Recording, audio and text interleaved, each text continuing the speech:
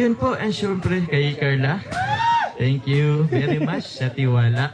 Grabe na nung pinagbago. Simula nung umpisa. Yun po, yung ano natin, hindi ko din akalain na abot na dito sa ganitong punto ng buhay na maraming blessings, maraming nagmamahal. And yun, thank you sa trust, thank you sa love.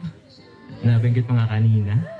Hindi mo man, sabi mo, hindi mo ma-show, maipakita, pero sobrang thank you, basta salamat po. Asahan mo na kahit matapos man itong pabahay, andito lang ako, andito lang kami para sa iyo. Oh, wala pong joke yun, basta kung meron kang kailangan or anumang problema, andito lang ako. Pwede mo akong i-text, i-chat, yun lang. Again po, to Polar Family, congratulations po. Salamat po.